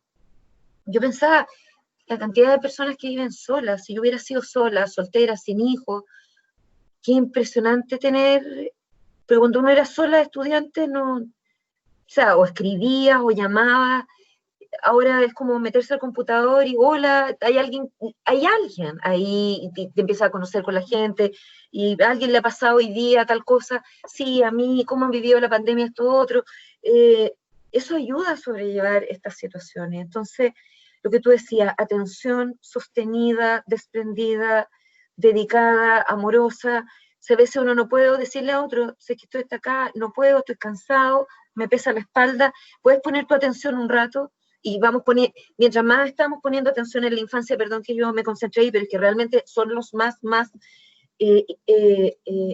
indefensos, vulnerables y necesitamos de nuestro apoyo, aunque tengan una claridad también y recibamos tanto de vuelta de su lucidez y de su cordura y de cómo van viendo las cosas. Yo ahí es donde más recupero como mi esperanza en la humanidad, digo yo, aquí partimos, pasan cosas en el camino que nos desvían como de la ruta y que nos pueden llevar a quebrarnos, rompernos o convertirnos en personas que actúan monstruosamente, pero ahí digo yo, los niños, ahí estoy mostrando, hay una sillita chica acá en mi consulta, ahí está como de verdad una tremenda fuente de aprendizaje para nosotros mismos. Y nada, atención, cuidado y ductilidad, adaptabilidad, como queramos llamarle, porque hay que estar como siempre listo, como decían, a mí no me gustan los scouts mucho, pero era como ese dicho, viene bien ahora, es como, ya, como nosotros que estamos acostumbrados al país sísmico, la mochila de terremoto, si no tiene lista, si no la tiene lista, ténganla por favor, a la entrada o de la casa o al lado yo siempre duermo con mi cartera y mis documentos al lado, porque me dice, bueno, si no alcanzo ni siquiera la mochila de terremoto, los documentos, ¿te fijas? Y alguien me prestará una frazada o alguien me pasará agua, no sé, si no alcanzo a sacar cosas, pero los documentos, nadie me puede dar unos documentos para mí, que no me puede prestar los suyos. Y, y decirles que se puede, y no mintiendo. Yo creo que no puede ser como, encuentro súper linda la figura de esta película, La vida es bella, y con alguien chiquitito a lo mejor funciona, que no se dé cuenta de lo que está pasando, pero conforme los niños van creciendo, claro que se dan cuenta. Entonces, no desde el engaño, no desde la mentira, tampoco desde como todo es terrible, no, claro, de este mundo que le cantamos el tango y que ahí todo como eh, listo para una copa de vida o agua o tecito, porque no pueden tomar vino los niños, pero como deprimidos. No, es difícil y este momento es duro. Y cuando te preguntan, a mí me encantó los españoles que al tiro en sus guías incorporaron el tema de la muerte al comienzo de la pandemia, porque iba a ser una pregunta, ¿se va a morir gente? ¿Se puede morir alguien? Y después de que alguien se murió, ¿cómo acompañar eso? Sí, pero también miremos acá y las dos miradas todo el rato. Eh, yo creo que a mí algo en lo personal, y perdón la autorreferencia, que me salvó cuando chica fue como la posibilidad de la maravilla, aún en medio de lo que estaba viviendo, y la maravilla venía de la mano de los libros, del diccionario, de la enciclopedia, que tenía una foto increíble, no había internet, de los profesores que te enseñaban cosas, que te alentaban, del ballet, para mí, de la música clásica, o sea, no lo podía creer, ¿cómo salió esto del mundo? Bueno, pregunta de alguien de 7, 8 años. Y, y, y entonces era como esta, nada, pues entre el trauma, ¿ya? Y la no indefensión acá, porque había belleza, porque había gente buena, porque había gente hospitalaria, no estaban las formas para quizá auxiliar, estábamos además en dictadura, o sea, más invisible todavía lo que pasaba con los niños, pero había siempre una mirada hacia afuera, como si estuvieras detrás de la ventana, pero allá estaba, no sé, un mundo precioso. Creo que no hay que perder la mirada en la belleza, en el amor, en los afectos, en la comunidad. Solo el mundo se hace un lugar bien intimidante, la noche es intimidante, el frío puede ser intimidante solo, o sea, también somos mamíferos en eso. Juntos es distinto, y no como juntos, como hermanos, no. Juntos, junto incluso con alguien que hasta me caiga mal, ya, mira, me va a caer súper mal, no te quiero mucho, pero acá tenemos que ayudarnos y colaborar y, no sé, te fijas como desde ahí. Yo he tenido vecinos en situaciones de temblores o huracanes, típico vecino, hosco, que te reta, que si los niños se rieron mucho, te acusó a la conserjería o al centro, como a la central del condominio, eh, donde quiera, pero los niñitos de ahí, entonces te llegan a... y hay una situación catastrófica, no es que de pronto el vecino viene como con un halo y ahora la humanidad son todos buenos en el fondo. No, sigue siendo el mismo señor cascarrabia que no le tiene paciencia a los niños, que los acusa, pero ahora hay algo más urgente y es cuidarnos y salvarnos todos. Entonces, vamos, todos. Y después, no sé, pues a lo mejor entre medio aprovechamos de decirle, no sea tan cascarrabia, son niños, usted no se acuerda que usted alguna vez fue niño y a lo mejor se rió fuerte, o como te retaban, me imagino, las generaciones más antiguas, más todavía porque les pegaban en el colegio. A nosotros, las generaciones nuestras nos pegaban en la casa, pero en el colegio ya no se pegaba. Pero los niños, tanta gente mayor que cuenta que cuando eran niños, como no solo no podían hablar en la mesa, sino que comían en una mesa aparte, en horarios aparte, y que de repente pasaba algo y se querían reír, y era como una tortura querer reírse porque te podían retar, te podían pegar, porque era una falta de respeto, en clase peor todavía, entonces venían con la varilla. Tú escuchas esto, dice, la resiliencia de esos niños, y qué terrible convertir a la risa en una... Porque te pasa eso, porque y además te dicen, no te rías, y más risa les daba. Pues entonces se miraban y era como tener que ahogarse. Me dan ganas como decirle a la gente, acuérdese, cuando a usted le tocó ahogar la risa, o no podía meter la cuchara y era chico, como para tener paciencia ahora.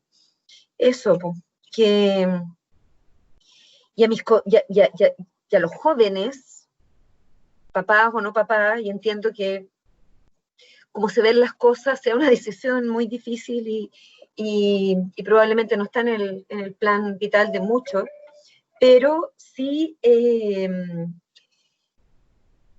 con niños o sin niños no se olviden de que están, es un pedido, o sea, mínimo como humanidad, pero desde cualquier profesión en la que estén, eh, acordarse que todas son parte de la sinfonía y todas tienen un sentido de ser en el colectivo.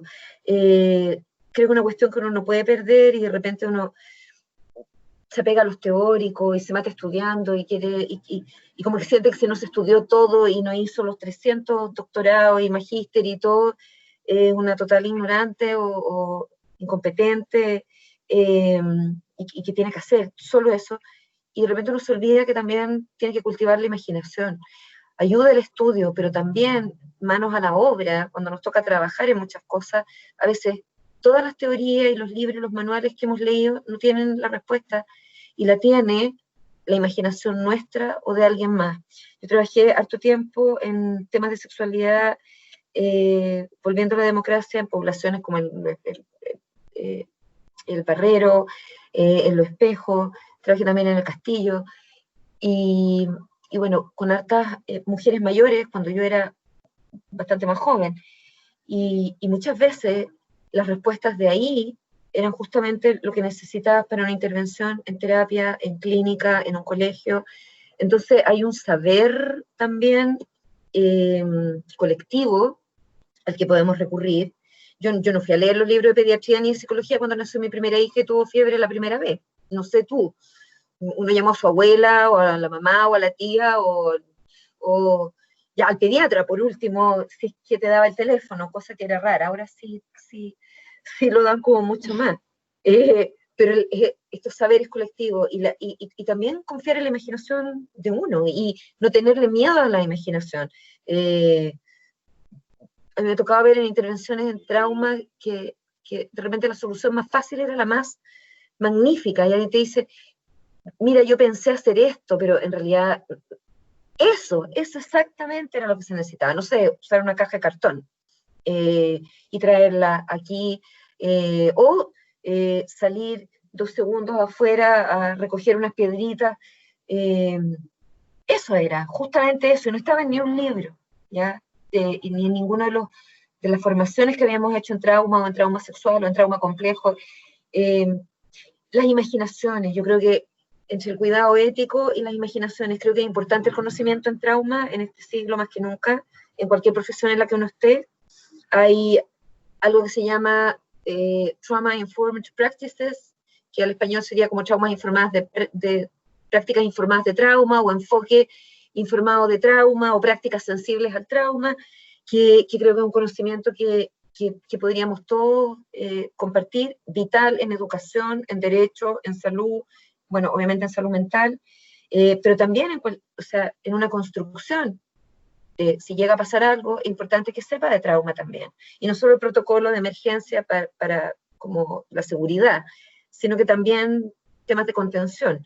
Eh, Obvio, en violencia sexual, en prevención de abuso, para que podamos recoger también eh, las experiencias de los niños y todas las profesiones que podamos tener cruces con ellos, o cruces con quienes han sufrido, y a cierta edad ya somos todos. Yo creo que todos tenemos traumas relacionales de la infancia, traumas otros más violentos, y ciertas cuotas de sufrimiento, y transgeneracionalmente, y también se pueden tomar como colectivo, como país. Entonces, por último, la pregunta es desde dónde puede estar actuando el otro también, aunque pueda tener un reproche ético igual a la conducta de esa persona, pero a ver, ¿de dónde viene? ¿Cómo habrá sido vivir eso?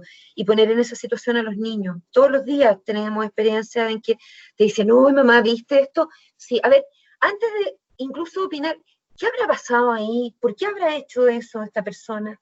De repente hay gente que hace unos experimentos que rebotan del techo y lo publica como divertido. Yo no encuentro nada de divertido, pero ¿qué puede llevar a una persona a encontrar que ese experimento, pensemos, ¿qué puede llevar a esta otra persona a hacer un acto altruista, heroico, no sé? ¿Qué puede llevar a alguien a decir algo tan espantoso? A lo mejor está en un mal día. Y esto también como pregunta para los adultos, cosa que no juzguen a los niños, porque uno escucha tanto juicio de este niño es aquí, es allá, se porta así, se porta así, eh, qué niño más difícil, qué niño acá. ¿Qué habrá vivido ese niño? ¿Qué estará viviendo ese cuerpo cada día? ¿Qué historia trae? A mí me parece que son preguntas que ayudan, independientemente de las conclusiones a las que lleguemos después, y que crecer en esas preguntas hace re bien. Uno lo ve en programas educativos donde se apunta a aprender a pensar, y que no es separado del sentir. Y lo que eso, cómo se trasunta eso 20 años después, igual, toda la adversidad de la infancia y las violencias y los daños que hemos infligido a los más chicos, imaginémonos al tiro cómo se pueden expresar 20 o 30 años más adelante. Entonces, todo esfuerzo y toda entrega que hagamos acá también construye un mundo mejor para 20 años más adelante. Así que a todas las profesiones, ojalá poner atención en los cachorros humanos y en el tema de trauma, porque creo que es bien útil hoy más que nunca. Cuando fue lo del confort ahora en la pandemia, o incluso esto del mall un par de días atrás, ahí yo estoy enojada con la autoridad por haber abierto un mall, porque es lo último que debieron haber abierto, y todos nos lo han dicho desde el futuro, porque ahí sí que, o sea, cuando uno tuvo guagua, ¿qué es lo que a uno le dijeron? o sea, no la lleve al mall hasta el año, porque el sincicial, el este, el otro, la concentración, los aires, la mugre, los filtros. O sea, yo le pregunté al pediatra con la más chica, ¿la puedo llevar al mar? No a bañarla, obviamente, porque nació en invierno, pero yo quería como mostrarle el mar en algún minuto. Sí, me dijo, a un montón de lugares, sáquela de noche, incluso a mirar los árboles, eh, porque es bonita la noche, las estrellas, la luna, qué sé yo. Al único lugar que no es al mall. Imagínate, eso, y yo creo que a varias mamás cuando han nacido sus guaguas se lo han dicho, no solo, o sea, no solo porque nazca en Santiago, nace en otros lugares te dicen al mall no, ¿ya? O espacios cerrados de ese tipo, o grandes multitudes, no. ¿Qué es lo primero que abrieron? Los malls. Entonces cuando tú ves la cola en el mall, dices, ¿qué está pasando ahí? ¿Ya? ¿Es solo indolencia? ¿Es solo negligencia? ¿Me importan los demás nada?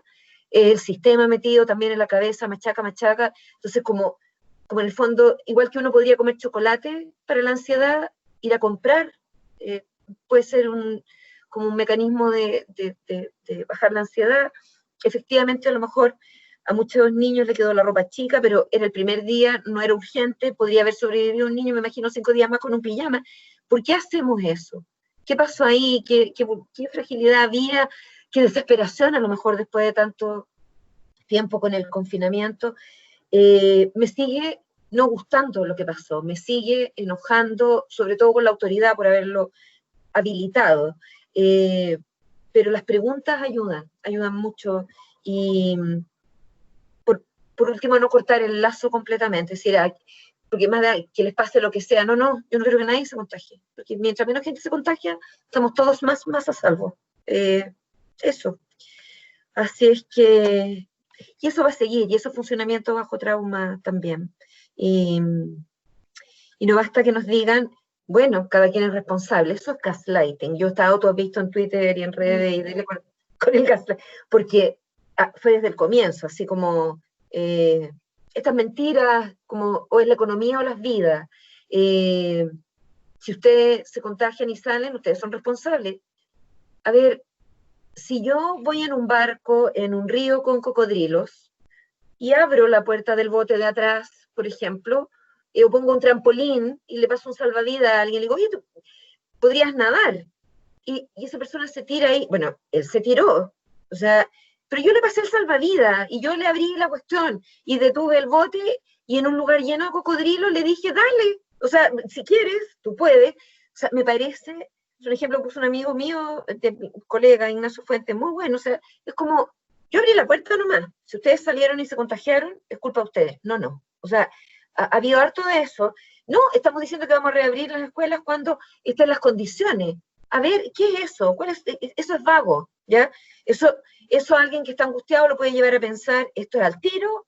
O, ¿cuál es, o alguien que está además ansioso porque eso sea, qué rico va a ser pronto, o no, y no hay ni una precisión, y se deja esa humareda ahí como creando este clima psicológico hacia un desconfinamiento cuando la pandemia no está controlada, cuando todos nos han dicho que todavía tenemos 100 muertes diarias, no hay trazabilidad, etcétera, pero te van creando esta suerte de realidad vía gaslighting, y que si tú reclamas te dicen, enemiga del gobierno, poco menos, negativa, amargada, no sé qué, no, responsable.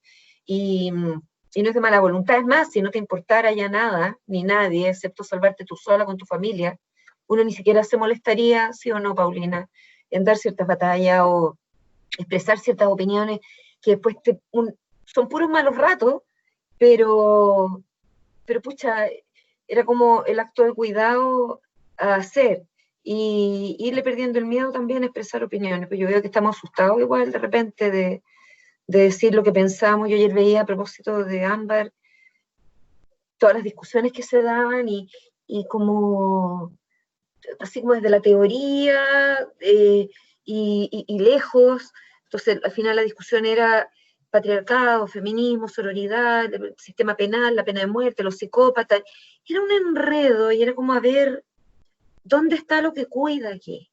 ¿Dónde está el lente del cuidado? Eh, Pensamiento, emoción, cuerpo entero. Y hay una niña, una niñita todavía, 16 años, no es por, o sea, yo sé que uno está más cerca de su autonomía a los 16, pero alguien que, chico todavía, joven, que le fallaron todos, le fallamos todos, pero no es la misma responsabilidad todos. Ahí hubo primero un abandono de cuidado de ambos padres también, de la familia. Esa niñita por algo terminó viviendo en otro lado. Se supone que el Estado tendría que haber intercedido para proteger, tampoco. O sea, y ayer era como, si tú preguntabas qué pasó con el cuidado, no, es que la madre quizás qué historia, el padre también podría traer quizás qué historia. Y era una discusión y era como, ojo, la niña y los niños, porque esta niña, o sea, como tantos otros niños, ya no está, ya, ya viviste la pérdida y es insuperable y es lo inenarrable y todo lo que tú quieras. Pero todos los otros niños van a despertar, van a reaccionar por todo al fin. O sea, como esta suerte de urgencia vital, así, casi visceral, de justicia y todo, va a continuar mañana, en una semana más, en un mes más, porque los cachorros humanos siguen ahí. Y nos hemos ya, no voy a decir farreado, pero hemos dejado bastante sola a varias generaciones en democracia. No por nada hay un informe que dice violaciones de derechos humanos sistemáticamente en democracia, contra niños, niñas y adolescentes en Sename. O sea, quiero creer que no va a haber ausencias como siempre, que hay estas reacciones y luego viene la ausencia y es como más o menos la misma gente, un poquito más, en la mirada del cuidado. Yo me quedé como triste anoche y también enojada un poco, más que un poco, porque era como esta discusión donde se me perdía la niña completamente. Y sí, pues, son todos responsables, unos más que otros, eso sí. Y, y creo que también llegó la hora de que es como lo mismo de las víctimas de abuso. No hay inmunidad, yo creo que puede haber comprensión, puede haber empatía, pero no hay inmunidad o impunidad, o sea, porque haya vivido ese sufrimiento, ¿ya? Entonces, como que tienes derecho a hacer lo que quiera, a tratar al otro como quiera, porque total, y como a decirle a los otros, oye, no, porque yo, no, lo mismo acá. Sí, claro que hay papás y mamás que desde las historias de sus familias, de sus generaciones y en contextos completamente así abandonados, han vivido historias más terribles. Pero, ¿cuándo nos hacemos responsables entonces? O sea, las explicaciones sobre lo vivido me sirven para entender, para comprender, para ser más compasivo, pero no podemos perder toda responsabilidad sobre el tema del cuidado. Y creo que cuando uno se separa, y yo he estado ahí también, y vuelves a construir una familia con los míos, los tuyos, los nuestros, hay temas del cuidado que definir antes, y creo que no estoy siendo ni insolente, ni incomprensiva, ni nada, digo que, o sea, si yo traigo una persona que es un homicida, ¿ya? Femicida, infanticida, que en un país donde yo encuentro que las penas no son altas, a varios dicen que sí, tú no sé cómo abogada, pero, y que además ni siquiera se cumplen, para que hayan dado 27 años, y yo me acuerdo desde Estados Unidos de haber leído ese caso, con la cal y todo eso fue horrible, lo rebajan a 11 y decido que esa persona va a vivir con mi hija y si mi hija pide auxilio y dice, hay algo que me da miedo, le digo, segunda oportunidad. A ver, es distinto una segunda oportunidad, no sé, en otras temáticas, no en un doble homicidio y con alguien con rasgos psicopáticos, no sé, hay algo ahí donde en alguna parte tenemos que tomar la responsabilidad. Y como sociedad, y desde los cambios y las injusticias que hay que digamos, transformar y transformar en justicias, pero también teniendo derecho a hacer estas preguntas sobre la responsabilidad del cuidado. No me parece que sean ni un pecado, ni una traición al género, ni a nadie, y creo que entender el feminismo como para saltarse estas preguntas, o sea, usarlo como justificación para saltarse estas preguntas, es que no está entendiendo mucho tampoco, porque yo entendí que el patriarcado en su visión opresiva, de separación y jerarquía, daña profundamente a todos los hombres que no son el grupo que tiene más poder, a todas las mujeres, todas, y sobre todo a los niños y niñas, que son nuevamente los más indefensos. Y creo que la solidaridad con las niñas debería ser como natural, pero con los niños también, porque también son víctimas de abuso sexual infantil y de violación, y hasta adolescentes, e inclusive hasta adultos jóvenes, como vimos durante el estallido. Entonces, la responsabilidad es una pregunta que nos tenemos que poder hacer. Y la responsabilidad por prevenir, la responsabilidad por el cuidado, la responsabilidad de las familias en un contexto también de acompañamiento. Pero, ¿quién tiene la responsabilidad principal?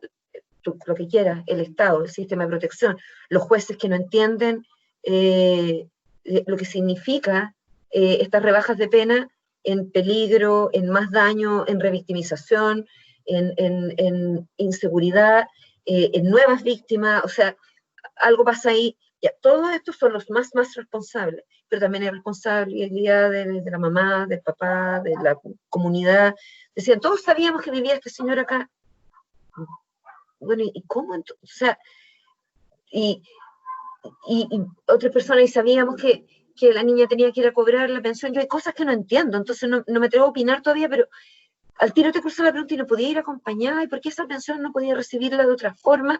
¿Por qué ir a arriesgarse a una casa donde vivía una persona que, o sea, así el daño escrito, que también, a ver, si yo reviso su historia, a lo mejor hacia atrás voy a encontrar miles de cosas más, pero igual, las historias son para situar todo en perspectiva y comprender, y sin deshumanizar ni nada, pero explicar y entender, y no es exonerar, a eso voy, que tiene que haber una parte donde igual me hago responsable. Yo puedo ser súper, no sé, no creo que simpática, pero no sé, muy como amorosa, buena onda, y ha trabajado tanto por buenas causas y todo, pero si hago algo terrible, yo soy accountable, no sé si me explico, o sea, y no me parece un insulto que se espere que sea accountable, ni sentiría que es como un poco menos que una traición, que se me haga responsable si yo actúo negligentemente o destructivamente o dañinamente de forma deliberada contra otro, ¿ya? A eso como que iba, y siento que eso se pierde, y se pierde mucho cuando hay niños ahí. Entonces, una expectativa es que no solo todo el Estado y la autoridad y Sename eh, cambien, y mira lo que han propuesto de la ley de Sename, seguir trabajando con organismos que ya han abusado y ya han demostrado que, que, que son un entorno donde los niños no están seguros. Ninguno de nosotros le pediría a su mejor amiga o a su mamá o a su abuela o a alguien tercero que cuide a tu hijo si de 10 veces que lo ha tenido 7 se le cae, o lo muerden, o se quema, o le gritan, o le pasan cosas. Entonces, no, lo siento, te entiendo, gracias, pero no. Peor si eso es deliberado. ¿Cómo le vamos a pasar? ¿Cómo vamos a seguir confiando en organizaciones que ya han hecho tanto daño? Que vayan, que cambien, que reorganicen sus protocolos y que después en el tiempo podamos volver a evaluar, pero no ahora, si realmente esto es un cambio serio. Y los activismos que tomen en cuenta a los niños, porque ya está bueno, ya, y lo digo con hartos años de observar cómo las niñas y los niños se nos caen de la discusión, no están sencillamente en el país que soñamos, muchas veces o en el país que reclamamos y por el que lloramos. Claro, cuando la tragedia ocurre, ahí sí. Cuando vemos los informes terribles, sí. Pero en general, cuando hablamos de que una sociedad adultocéntrica no es como un eslogan, es una moda, y que los niños son invisibles, no es como para ponerle el pianito Teletón así, los niños son invisibles. No, no. O sea, te estoy diciendo que son invisibles como un pedido y una interpelación y una combinación a que por favor los veas, porque no pueden seguir siendo invisibles. Y si nosotros no los hacemos más visibles y nosotros no traemos sus voces al frente, no votan, no pagan impuestos, no nada, nadie le importa. O sea, o sea, no ser gente muy sensible, pero me imagino si un niño, yo le dijera, hagamos un experimento, llamémosla para hacer un reclamo en la municipalidad o en el CERNAC o a cualquier lado, y van a escucharle decir, oye, ¿y ahí no hay un adulto ahí? ¿Estás seguro? Nosotros somos los que traemos esas voces al frente, y hemos fallado en traerla, y unos más que otros. Yo la otra vez escribí, dije, yo estoy esperando el momento en que el feminismo nacional, yo siento más que en el feminismo como de Estados Unidos, me he encontrado con más resonancia con el feminismo la diferencia, con el tema de incorporar a la niñez, a la infancia, a las distintas mujeres madres. Eh, Acá todavía siento que se dan situaciones como que un día hay una marcha de las mujeres a la que van o vamos miles de personas y el día siguiente vas a la de infancia y van 300. No, ahí hay algo que no me cuadra. Y he visto marchas por la marihuana y por la ley Cholito y toda causa me parece súper respetable, pero bueno, y los niños. Si todos fuimos niños además, o sea, es algo que deberíamos traer dentro. No entiendo me cuesta mucho entender la desconexión y, y me falta imaginación todavía para ver más formas de que no exista tanta desconexión, que es lo que uno soñaría. Eh, por eso que lo de la imaginación que decía todos los futuros profesionales de donde sea, no pierdan ese músculo, ejercítenlo, confíen. Eh, Sirve mucho también meterse en otras cosas distintas a lo que uno hace para mantener eso andando. Yo, un año que me tocó dar muchas cuestiones, muchas como charlas y cursos internacionales y todo, que estaba muerte de miedo porque me carga la cosa pública, como tú sabes. Yo hice un coaching, eh, o sea, no coaching, pedí como clases particulares de improvisational comedy. Y no que me piense parar en un escenario a hacer cosas graciosas ni nada, pero era tan rápida la cuestión, es tan difícil la comedia, mucho más difícil que el drama, que de verdad me activó como, o sea, eso voy. Si uno no baila nunca, bailar. Si uno no le echa la escritura, escribir, o sea, y llevar la imaginación a otros lugares. Porque, porque por Dios que ayuda. Y yo ahora la necesito, por ejemplo, ando y me ha faltado un poco. Quizás estamos muy aplastados, cansados, en fin, medio apabullados con la pandemia. Ya vendrá la primavera, como dice, 31 minutos. Pero no la de 21 de septiembre, yo habría puesto un disclaimer, que me encanta. No es la primavera del 21 de septiembre, es la primavera en general, con su florecimiento, de una metáfora, porque si no, el 21 de septiembre vamos a estar todos afuera, aunque esté el contagio como esté. Espero que no. Espero que baje, baje, baje, y nadie quiere que le vaya mal al gobierno. O sea, nadie tendría que estar loca, alguien para querer que le vaya mal. Uno quiere que le vaya bien, quiere que cuide, quiere sentirse cuidado, como quiere sentir que están tomando las decisiones otros para no estar como atenta a tener que estar tomando las media sola, calculando cosas que no entiende bien porque no somos epidemiólogas, y qué rico sería poder confiar, y decir ya, pero ya no se puede. Entonces, ojalá este último pedazo haya un cambio de giro y si no, o eliminen el segundo piso all together. Yo encuentro que por ahí va la mano. Chao, segundo piso ha sido muy tóxico y dañino. Y nada, pues soñar nosotras con liderazgos de cuidado que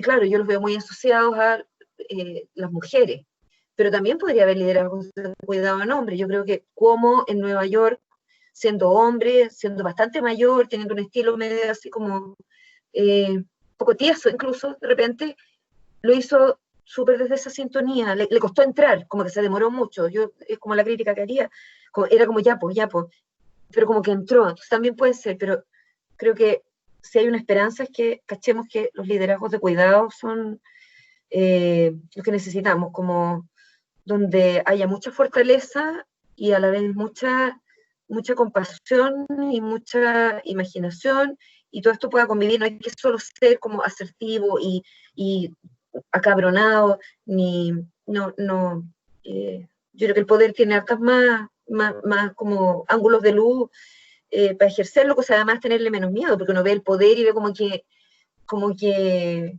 Mr. Jekyll, ¿cómo es? Dr. Jekyll y Mr. Hyde, siempre se me transforma, pero como que te debe transformar, o sea, como que te da un poco de poder y así, embriagado, porque uno ha visto que pasan cosas de repente la gente no la reconoce mucho, porque tiene una cosa como de auto, de autoperpetuación, de como autosatisfacerse. Yo leí la otra vez un estudio de qué le importa a la gente con mucho poder de la opinión de los demás. Básicamente la conclusión, harto más complejo, nada, ni nadie, sí mismo. Después de entrar en, entonces, claro, efectivamente algo pasa ahí, y ¿qué sabe uno? Por eso que, pero a lo mejor no tendríamos que mirarlo con ese resquemor, y ver el poder como una cuestión donde podéis pararte como con aplomo y firmeza, y que firmeza no signifique tener que estar gritando, ni golpeando la mesa, ni haciendo cosas que demuestren y establezcan cuán firme eres. Hasta que lo sepas y que tengas como una cierta coherencia para que esté clara la firmeza, pero donde sea posible además ser afectuoso y compasivo y hasta admitir errores también, y no pachoteramente o falsamente, hipócritamente, como perdón, pero este error cuando en realidad nada, eh, sino porque todos los cometemos, no garrafales me refiero, pero como también poder dar esa pedagogía de la segunda oportunidad todo el tiempo. O sea, creo que se engrandecen también los líderes cuando dicen, perdón, no lo estaba haciendo bien, ahora perdona así nomás y sin rectificar, como que queda vacío, no sé, una cosa guateada en el aire. Pero, pucha, yo espero que si acá podemos rectificar algunas cosas, eso se haga. Ser la primera en estar ahí contenta, agradeciendo, particularmente si tiene que ver con la infancia, eh, a quien quiera que esté viendo. Así, por favor, porque es una gran oportunidad, como hablábamos también, para prepararse para otras cosas. Y tomemos este tiempo para prepararnos, porque estamos bien también cansados. Los profes, los niños, o sea, el personal de salud y los profesores encuentro que se merecen unas vacaciones como en un paraíso, así, un break. Cuando esto baje el próximo año, y hay que darle las gracias también, y a todos los que, bueno, a todos, a cada uno en lo suyo, gracias démonos las gracias también a nosotros mismos, creo que también es bonito eso de decirse ya así, te he equivocado, te he sentido mal a veces y todo, pero igual, gracias por seguir, gracias por este espacio, gracias por esto, porque podamos hablar de esto, pues, Paulina, qué rico. Bueno, yo te doy las gracias. Pasamos por muchísimos temas, muchísimos Y ángulos. recorta todo lo que quieran, todo. Eh, además que me gustó, aparte de todo, de toda tu reflexión, y que era la última parte que yo te iba a pedir, pero la hiciste, ya la hiciste, que era cómo motivar a los jóvenes, a aquellos que estudiantes, que de la disciplina que sean, se están formando, y para que cuando una vez entren al mundo del trabajo, bueno, tengan una visión y una sensibilidad con la sociedad, con el entorno, con, con todo lo que Hola, implica una responsabilidad total. Y yo te agradezco mucho esas palabras porque, tal como lo dijiste, eso va para cualquier profesión, para cualquiera que esté, cualquier profesión o cualquier oficio, sí, que tenga contacto con la gente y que tenga, evidentemente, esta sensibilidad que tantas veces nos falta. Así es que yo te agradezco muchísimo, Vinca, por este tiempo, por tu reflexión, por tus palabras y por la profundidad también del análisis, porque a veces uno se cansa de escuchar lugares comunes, uno se cansa de esas peleas de trinchera, eh, donde finalmente el aporte es cero, o donde finalmente se hablan a sí mismos, más que tener una interlocución con el otro, y creo que tú reflejas, tanto por tu trabajo como por los mensajes que siempre, siempre, siempre me consta has tratado de enviar, es justamente esa responsabilidad social que nosotros tratamos, que nuestros profesionales egresados de nuestra universidad, pero también de otras, tengan en el contacto con el mundo. Así es que te agradezco el tiempo, te agradezco el haber compartido con nosotros y haber pasado por tantos temas, porque de verdad que pasamos por muchísimos temas. Así es que gracias, Vinca, por esto y A ti, seguiremos siempre en Paula. contacto. De todas maneras, la universidad que no fue, algún día tuve que tomar un diplomado, un poco, algo en la Universidad de Concepción, yo tenía que llegar ahí.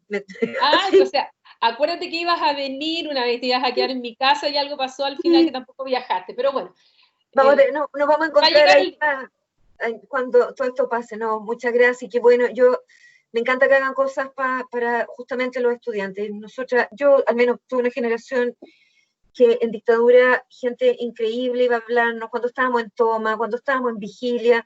Llegaban las personas más inimaginables a lo que decía durante la conversación, que te dicen los adolescentes, queremos que nos hablen, y sí, y qué rico que tú hagas este espacio pensando en los estudiantes. Y otra cosa, cateteen nomás, yo eh, desde la universidad llamaba, iba a lugares donde te cerraban la puerta 40 veces, oh, yo quiero venir a aprender acá. No, usted no tiene ni una experiencia. Volvía, ahora tengo un poco más de ansiedad. Y yo lo veo en redes, de repente hay gente que te contacta y te dice, quiero hablar contigo, quiero hablar contigo. Dice, hay que premiar esta perseverancia, de verdad, y responder y terminar trabajando juntos, incluso haciendo cosas, porque es como, aquí tengo una pasión, no una cuestión impulsiva ni artificial, o lo que tú decías, como, o como para sí mismo, hablándose. No, hay una pasión con el oficio, con un motivo, con algo o alguien a quien ayudar, entonces esa perseverancia habla muy bien. A mí, yo no me enojo que me cateteen, cuando me dicen perdón que te cateteo, no, perdón que no he podido responder al tiro al cateteo, pero cuando ves así, o sea, aquí hay algo, aquí esto importa, qué bien. Es una forma de cuidar también. No, Que, para mí un honor que hayas participado sí, en querida. esta serie de Para mí entrevistas. también, justo que está terminando, o sea, como que ya he hecho varios capítulos, así que súper honrada. Así que feliz y un abrazo desde acá y será hasta cuando podamos ya vernos.